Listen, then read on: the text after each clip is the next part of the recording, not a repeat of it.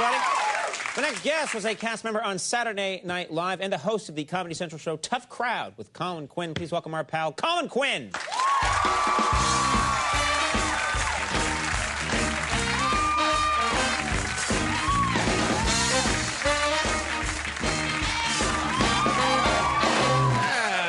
Buddy? Oh, I'm sensational. I never see someone bring their own drink on these shows. There's a tradition that we supply you with. I was afraid that wouldn't be here. I forgot. Yeah, yeah. How are you? From stand-up, you always bring your own drink, because then it's not on stage. That's right. It's the old tradition. Your mouth gets tired. It's the old tradition. Yeah. Bringing your cup on stage in comedy. But I like it. That's classy. You walk out with a paper cup. I know. Everything good with you? Everything? Everything's sensational. I just got back from Reno. Yeah.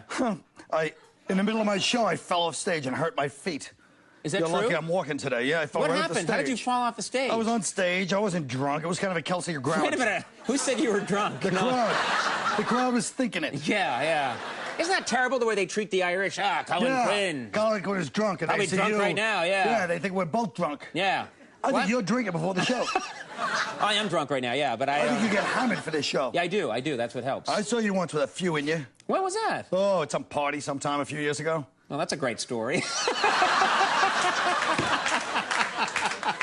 Oh, folks. Oh, yeah. I like to have an occasional... I wish there was more, but that's the end of it. I like the occasional drinky-winky, if you know what I'm saying. I know you do. Now, listen. Who calls it a drinky-winky? So you're in Reno, you're drunk off your ass, and you fall off the stage. Well, basically, yeah. Yeah, yeah. So what happened? You hurt your feet? Yeah, I was in pain. I had to hobble around. Oh. My ankles are swollen even now. No, that's a nice image. What?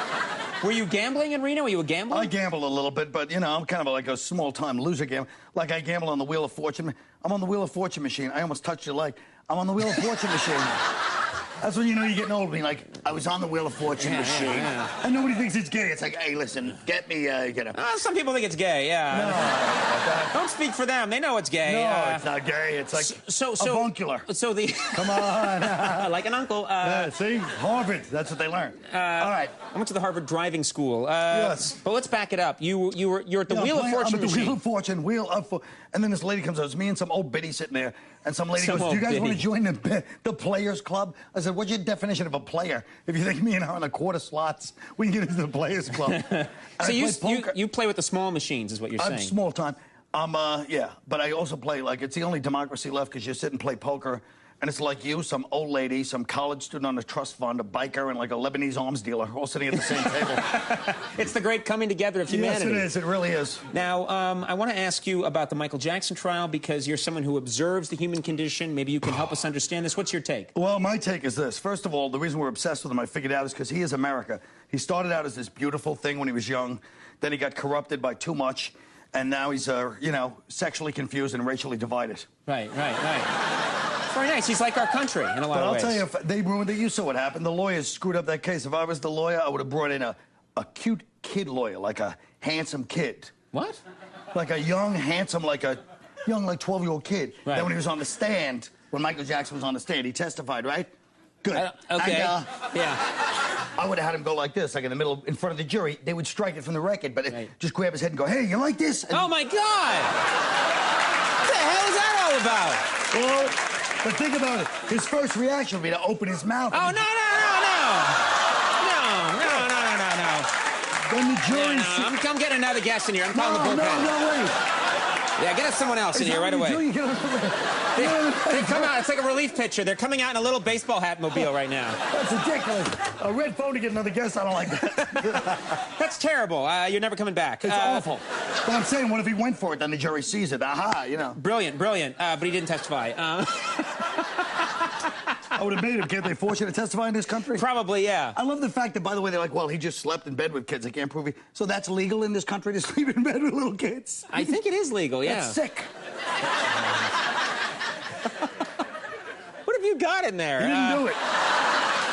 That's the same jungle juice that got me knocked off the stage in Reno. Is that true? Did I tell you about that? Yeah. You told us that one already. That's really true. Oh. Did I tell you about the time I saw you with a few drinks? This is like I'm trapped on a bad bus ride. Oh, yeah, I heard you. This guy's out of his mind. Hey, why don't you guys bring us cups? You gotta bring your own cup out of here. It's ridiculous. Silly. Now, Oh, my ankles. Your ankles are swollen, I hear. Yeah, but this is good. It stretches them. Now, you're back from Iraq, I understand. Yes, Is that right? I am. I go to Iraq all the time now. You go there a lot. What are you going there for? Got a house over there.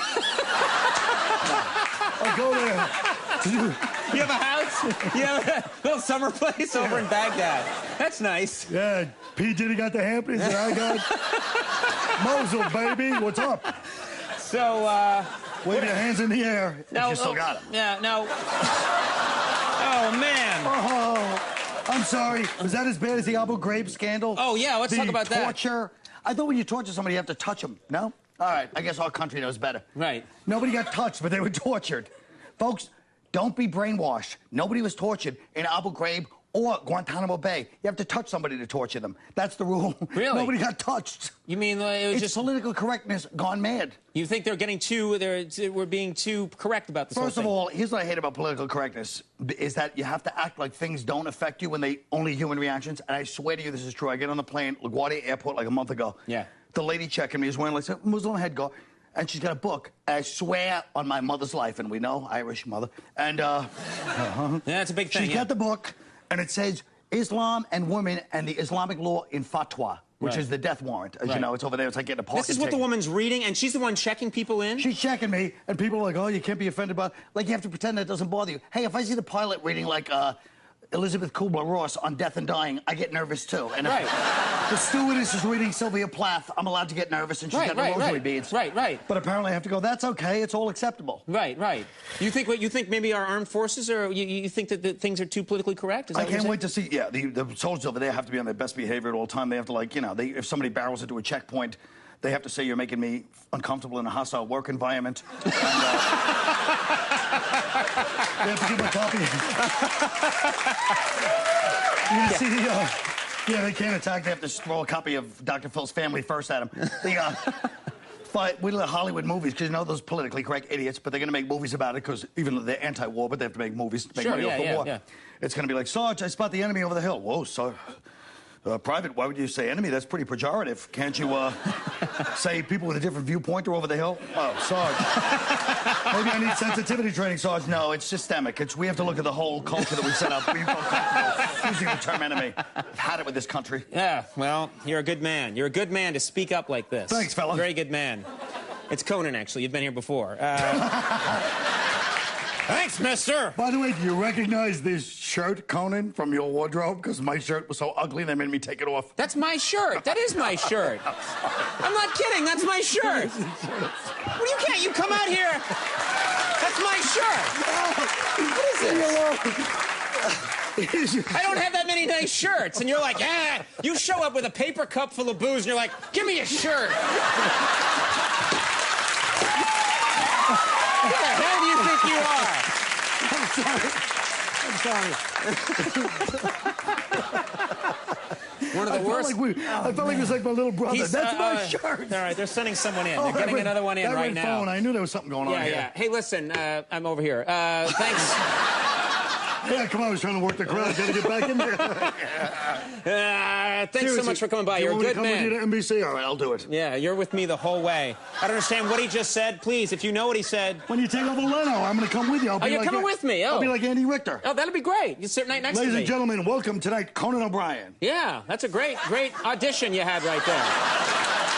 You're going to hear from me soon. All right, good. I'll tell my agent to expect a call. Yeah. So Call from the red phone. Where's your agent right now? He's crying somewhere. All right.